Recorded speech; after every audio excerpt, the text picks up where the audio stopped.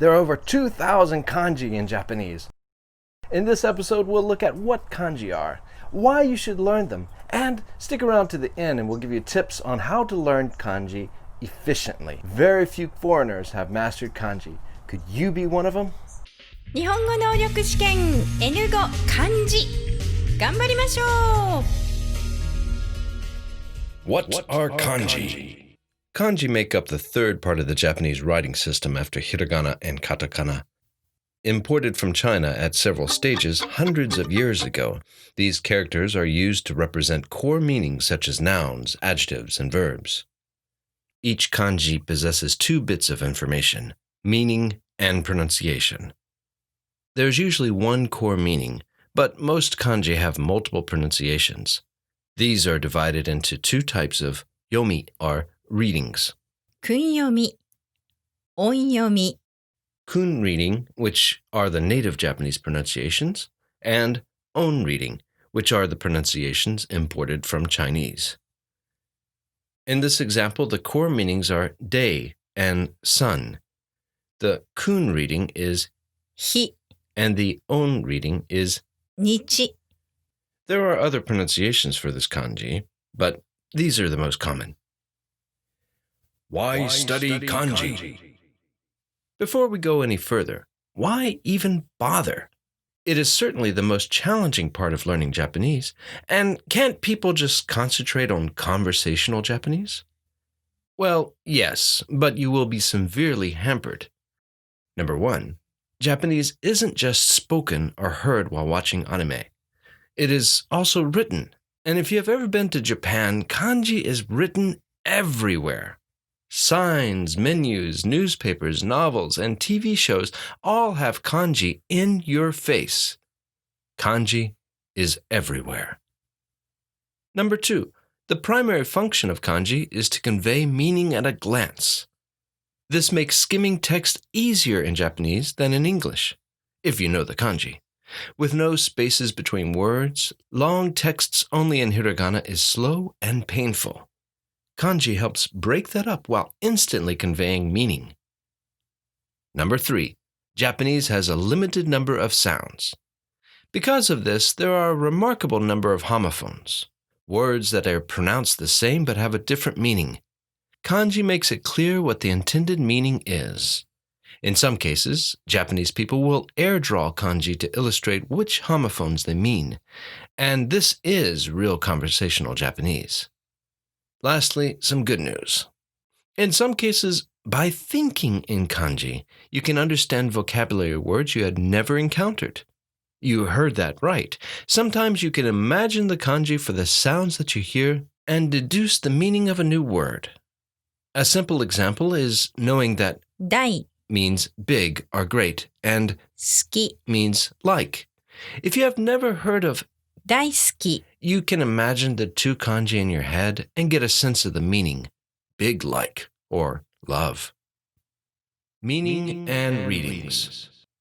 Unlike hiragana and katakana, kanji have meanings as well as pronunciations. And yes, both words are plural. Many kanji have several meanings and pronunciations, although most kanji only have one core meaning. Wait, you say, there are over 2,000 characters, and many have multiple meanings and pronunciations?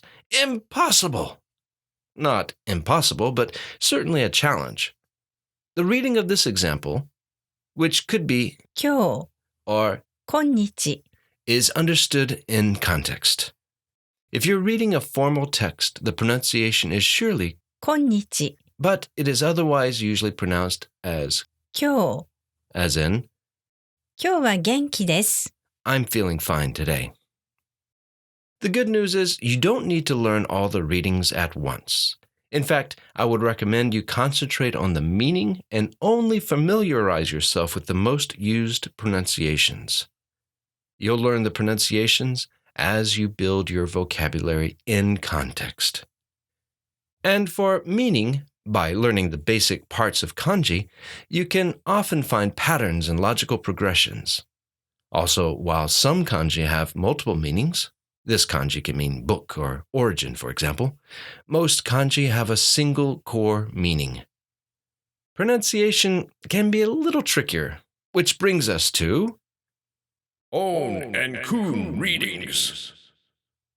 remember how I said most kanji have multiple pronunciations? The main reasons for this are, number one, kanji were imported from China and the ancient Japanese people used Chinese pronunciations, at least what they thought to be the pronunciations.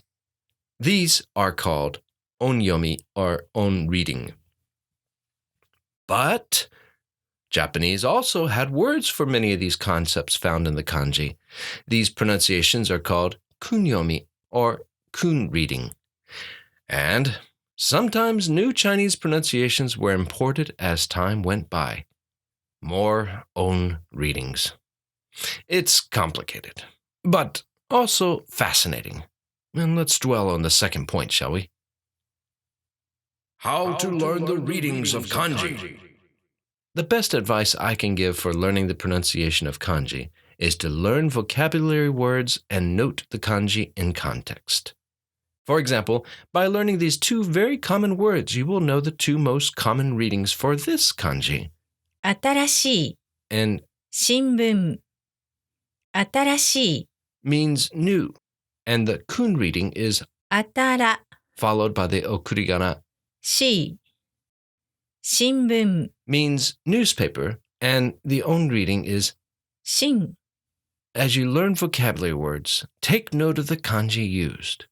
Most often, words like 新聞 that are two or more kanji stuck together without the okurigana, trailing hiragana, are on readings, the pronunciations from China. So, if you see hiragana after the kanji, it is probably the kun reading, the native Japanese pronunciations. If you don't see hiragana, it is probably the on reading from China. See the full article on on and kun readings for more tips. How to learn the meanings of kanji. You gotta love them. Create a desire to explore. Learning the kanji characters is a fascinating and rewarding journey. And if you can spark an interest in learning the characters, it can actually be a lot of fun. Good news first. Kanji characters aren't randomly generated lines. That's so important. It isn't random. Every kanji is made up of parts, and many of these parts are reused in other kanji. More good news. Many of these kanji parts have a clear meaning since the part is a kanji itself. If you can create a mnemonic story based on the meanings of the kanji parts, even seemingly complex kanji can be learned quickly. See the link in the description for examples of this. How to learn kanji. No matter the method, learning kanji is a huge investment of time. However, with technology such as the Anki flashcard software and mnemonic systems, it has never been easier for an English speaker to learn kanji. In short, I suggest, number one, finding a book that breaks down the kanji into kanji parts and uses mnemonics to help you remember. Number two, then use Anki to study and review while thinking of the mnemonic story. Number three, finally, read some more. And be intentional about the kanji and vocabulary you see.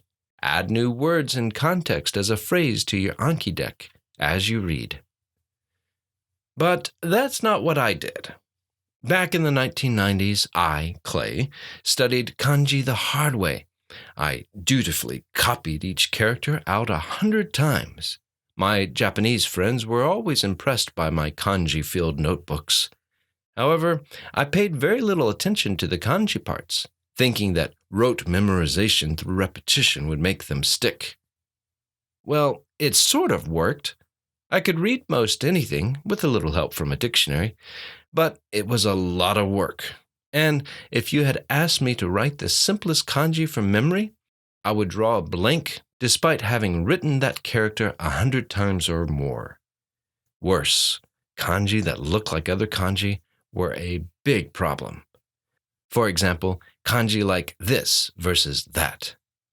However, saying all that, I would still recommend that total beginner to spend some time learning the first 100 kanji, which are in the JLPT, Japanese Language Proficiency Test, N5, the easiest level. The Japanese Language Proficiency Test is the standard test for learners of Japanese. You don't need to take the test, unless you want it for your resume or just to measure your ability. But following their kanji list can be helpful for learning the most useful kanji first. These are extremely common characters, which will give you confidence that what you are learning from day one is actually useful. Plus, most of these characters are used in more complex kanji as kanji parts. So, if I had to start over, I would do two things. Number one, spend a few weeks learning the meanings and at least one pronunciation of the first 100 or so kanji for the JLPT N5. And again, to learn pronunciation, learn vocabulary words with the kanji in it. We present these at this link. Number two, then start a textbook that uses kanji parts to tell stories, mnemonics, as I mentioned above. In this way, you'll be able to start using your kanji from day one. And once you have mastered the meanings and pronunciations of these 100, by learning a few vocabulary words using the kanji, you will be well prepared to start a structured kanji lesson plan that will take you through 2,000 plus characters. I give my thoughts on two mnemonic-based kanji learning systems on the link in the description. Final advice. Use today's technology to look up and examine kanji. Again, it has never been easier for English speakers to learn kanji. Many tablets and phones have built-in Japanese dictionaries that you can install for free. This allows you to read any Japanese website and tap and hold for an instant definition. This would have been a dream come true when I first arrived in Japan in the 1990s. On your PC or Mac, you can use a Chrome extension called Yomi-chan for your Chrome browser to get instant definitions of words. Kindle e-ink devices also have Japanese dictionaries, which make looking up words a snap. Anki is the free flashcard app I mentioned earlier. It's free except the iPhone version, which costs some money. It uses spaced repetition to show you cards you don't know well more frequently than cards that you do know well. There are many, many, many stacks available for free for learning kanji and Japanese in general.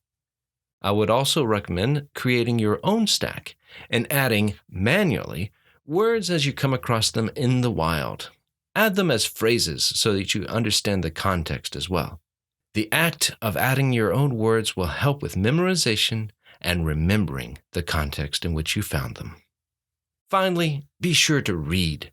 It is an exciting feeling to come across a kanji that you have just studied and understand it. Well, that's all for today. If you have any recommendations for learning kanji, I'd love to hear from you. If you liked this video, please subscribe and hit the notification bell. We'll have more soon.